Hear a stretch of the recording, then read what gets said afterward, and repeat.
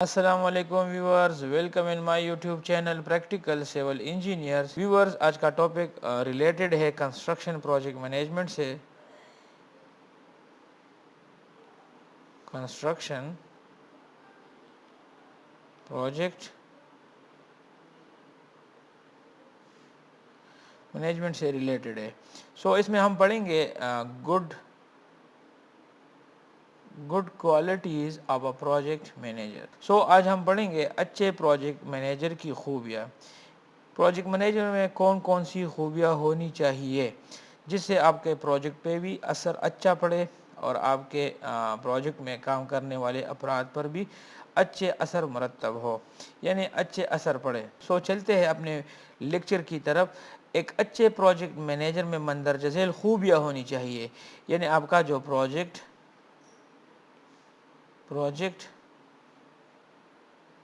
Manager ہوتا ہے اس میں تقریباً 10 قسم کی خوبیاں 10 قسم کی خوبیاں ہونی چاہیے۔ اس کے علاوہ آپ کا اگر کوئی سائٹ انجینئر ہے تو وہ آپ کے پروجیکٹ مینیجر کا کام بھی کرتا ہے، یعنی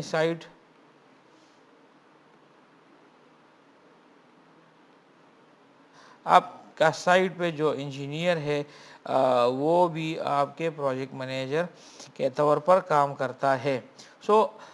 پہلے نمبر پر جو پروجیکٹ مینیجر کی خوبی آتی ہے وہ ہے سنسیریٹی، یعنی سنجیدگی۔ پروجیکٹ مینیجر کو اپنے کام سے سنجیدہ ہونا چاہیے، یعنی اس کا اپنے کام سے مخلص ہونا چاہیے، اپنے کام سے ہر وقت اس کو اپنے کام کی فکر ہونی چاہیے اور اپنے پروجیکٹ کے گول تک اس کو اپنے گول تک پہنچانے کے لیے مختلف راستے یا مختلف قسم کے ریسرچ اس کو کرنے پڑتے ہیں۔ تمام فیصلے سوچ سمجھ کر کرنے چاہیے، یعنی پروجیکٹ مینیجر کو یعنی جتنے بھی فیصلے وہ کرتا ہے وہ فیصلوں کو بھی انتہائی سوچ سمجھ کر کرتا ہے۔ ماتحتوں کا انتخاب کرتے وقت پروجیکٹ پر کارکردگی بہتر سے بہتر کرنے والے افراد کو ترجیح دینی چاہیے اور کام کرنے کے طریقہ کار کے انتخاب کے وقت مضبوط موقف اختیار کرنا چاہیے، یعنی آپ کا ایک ہی ایم ہونا چاہیے، یعنی آپ کا پروجیکٹ سکسیسفلی کمپلیٹ ہو جائے۔ یعنی اس کے علاوہ خوش اخلاقی ہونی چاہیے پروجیکٹ مینیجر میں، یعنی اسمائلنگ فیس ہونی چاہیے اس کی۔ پروجیکٹ مینیجر کو خوش اخلاق ہونا چاہیے، یعنی ہر وقت اس میں یہ نہیں ہونا چاہیے کہ وہ ایک کو بھی ڈانٹے، دوسرے کو بھی سائڈ پہ ڈانٹے، تیسرے کو بھی ڈانٹے۔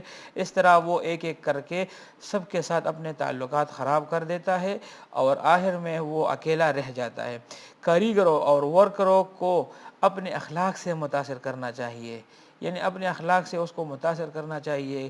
اگر ان سے کوئی غلطی ہو جائے تو اس کو طریقہ سکھا کے آئندہ غلطی نہ دہرانے کی تلقین دی جاتی ہے، اور یہ تاثر دینے میں کامیاب ہونا چاہیے کہ اچھا کام کرنے پر ورکر سے خوش ہو اور کام اچھا نہ کرنے پر ناخوش ہو، جبکہ بد کلامی سے اجتناب کرنا چاہیے، یعنی ایبیوزنگ۔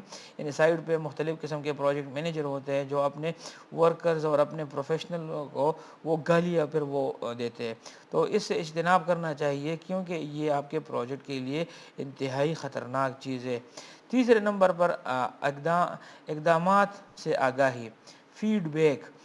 پروجیکٹ کو بہتر طریقے سے مکمل کرنے کے لیے اٹھائے گئے اقدامات کے بارے میں ورکروں کی رائے سے آگاہی حاصل کرتا رہے تاکہ اقدامات کے اثر سے باخبر رہے اور آئندہ فیصلے کرتے وقت اس سے تاثر کا اندازہ ہو سکے۔ یعنی آپ ہر کسی سے فیڈ بیک لیا کریں، اپنے ورکر سے فیڈ بیک لیا کرے۔ ایک دفعہ اگر آپ نے ایک کام کر لیا اور وہ کام اس کے نتائج اچھے نہیں آئے تو آپ کو آئندہ آپ کو فیڈ بیک مل جائے گی کہ اس کام سے ہمارے نتائج اچھے نہیں نکلے تھے، تو آئندہ آپ اس کام کو دوبارہ نہیں دہرائیں گے۔ چوتھے نمبر پر آتا ہے بہتر معاوضہ، یعنی اپنے جو آپ کے جو ڈیلی ویجز پہ آپ کے ساتھ جو لیبر ہے یا منتھلی سیلری پہ آپ کے پاس کاریگر ہے تو کاریگروں کے معاوضہ کا نظام اس طرح کا بنا سکے کہ زیادہ کام کرنے والے کو زیادہ معاوضہ ملے اور تھوڑا کام کرنے والے کو کم معاوضہ ملے۔ اس طرح ہر کاریگر زیادہ سے زیادہ کام کرنے کی کوشش کرے گا، یعنی اگر آپ اس کو ایکسٹرا اوور ٹائم ہے، اور اس میں بعض کاریگر کام چور ہوتے ہیں، اوور ٹائم میں بھی وہ کام چوری کرتے ہیں اور کام کم کرتے ہیں، تو آپ اس کو اس حساب سے کم معاوضہ دے، اور جو کام زیادہ کرتے ہیں ان کو معاوضہ زیادہ دیا کرے۔ تو اس میں کاریگروں میں وہ کمپٹیشن ہوگی، اور ہر کاریگر کوشش کرے گا کہ وہ زیادہ سے زیادہ کام کرے۔ انعامات، ریوارڈ آپ نے دینا چاہیے۔ پروجیکٹ منیجر کی یہ اقدام پروجیکٹ کے لیے انتہائی بہتر ثابت ہوا ہے۔ توقع سے بہتر کارکردگی دکھانے والے کاریگروں کو انعامات دینے کی ترغیب دینی چاہیے۔ یعنی جو ورکر اور جو کاریگر اپنے آپ کے ایکسپیکٹیشن سے زیادہ کام کرے اور وہ آپ کو حیران کرنے والا کام کرے، تو آپ نے اسے ترجیح دینے چاہیے، تاکہ کاریگروں میں مقابلے کا رجحان پیدا ہو اور وہ بہتر کارکردگی دکھانے کی کوشش کرے۔ تو اس سے آپ کو یہ فائدہ ہوگا، آپ تو ایک ٹائم ان کو انعامات دے دیں گے، اور لیکن فائدہ آپ کو الٹیمیٹ یہ ہوگا کہ آپ کے جتنے بھی کاریگر ہیں وہ پھر اس میں انعامات کا رجحان بڑھ جائے گا، اور وہ کوشش کریں گے کہ وہ بھی کچھ نہ کچھ کر کے دکھائیں۔ 6 نمبر پہ ہمارے پاس آتا ہے ٹریننگ۔ اچھے پروجیکٹ مینیجر کی کاریگروں کی تربیت پر بھی توجہ دینی چاہیے۔ آپ نے اس کی پراپر ٹریننگ کرنی چاہیے۔ کم ہنرمند افراد کو زیادہ ہنرمند کاریگروں سے تربیت حاصل کرنے کا موقع دینا چاہیے، تاکہ پروجیکٹ پر بہتر کام ہو سکے۔ 7 نمبر پہ ڈیولپمنٹ آتا ہے۔ اچھے پروجیکٹ مینیجر کو ورکروں کی ترقی کا خیال رکھنا چاہیے۔ ان کے بچوں کی تعلیم، اس کی ایجوکیشن بھی ہے، حاصل کرنے کے لیے موقع فراہم کرنے چاہیے، اور تعلیم یافتہ کاریگر بچوں کو ملازمت فراہم کرنے میں مدد دینی چاہیے۔ ان کے علاج یعنی اس کی جو ہیلتھ انشورنس ہے، معالجے پر بھی توجہ دینی چاہیے، تاکہ کاریگر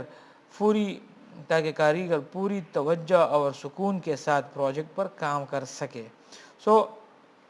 یہ آپ نے امپلائی یعنی بینیفٹس ہے، تو پروجیکٹ مینیجر کی یہ کوشش ہونی چاہیے کہ وہ اپنے امپلائیز کو اچھی سے اچھے بینیفٹس دے دے۔ اس کے علاوہ 8 نمبر پر آتا ہے پروڈکٹیو انوائرمنٹ، خوشگوار ماحول ہونا چاہیے۔ اچھے پروجیکٹ مینیجر کو کاریگروں کے کام کرنے کے ماحول کو سازگار بنانا چاہیے۔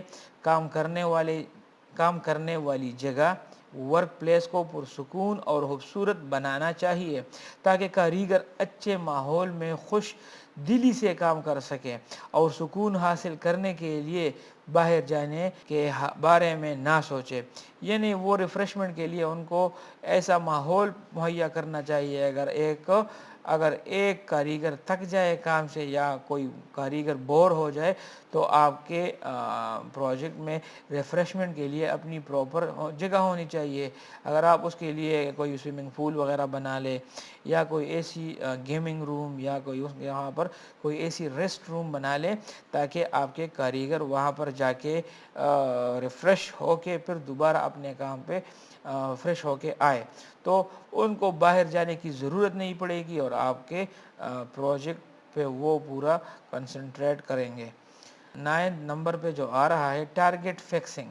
آپ نے کاریگروں کو ایک ٹارگٹ دینا ہے۔ منیجر میں یہ خوبی ہونی چاہیے کہ ہر شعبہ میں کاریگروں کے لیے اہداف یعنی ٹارگٹس مقرر کر سکے، اور اہداف ایسے ہونے چاہیے جو محنت کرنے پر حاصل ہو سکے۔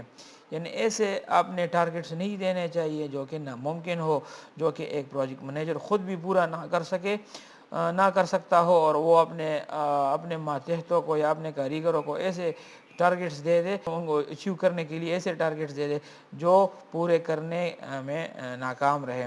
اس کی وجہ سے یعنی آپ کے کاریگروں میں یعنی وہ مادہ ختم ہو جائے گا جو ایک ٹارگٹ کو اچیو کرنے کے لیے درکار ہوتا ہے۔ ایسے اہداف مقرر نہیں کرنے چاہیے جن کو حاصل کرنا ناممکن ہو۔ پروجیکٹ منیجر کو اپنے کاریگروں کے لیے ایسے اہداف مقرر کرنے چاہیے جو کہ محنت کرنے کے بعد اچیو ہو سکے۔ 10 نمبر پہ جو آ رہا ہے ڈیسیجن میکنگ۔ سو ڈیسیجن میکنگ انتہائی امپورٹنٹ کوالٹی ہے ایک پروجیکٹ مینیجر کی. اگر یہ کوالٹی پروجیکٹ مینیجر میں اس کی کمی ہے تو آپ کا پروجیکٹ مینیجر وہ کسی بھی پروجیکٹ کو اپنے یعنی دیے گئے مدت میں اس کے دیے گئے اسپیسیفیکیشن یا انجینئرنگ سٹینڈرڈز کے ساتھ وہ ہرگز مکمل نہیں کر سکتا. پروجیکٹ مینیجر کو ڈیسیجن میکر ہونا چاہیے, اور یہ ڈیسیجن میکر یعنی پروجیکٹ مینیجر کو فیصلہ سوچ سمجھ کر کرنا چاہیے, اور فیصلے پر عمل درآمد کروانے کے لیے ہر ممکن کوشش کرنی چاہیے. یعنی آپ نے جو فیصلہ کیا ہے پروجیکٹ مینیجر نے, اس کو ہر صورت میں آپ نے امپلیمنٹ کرنا ہے.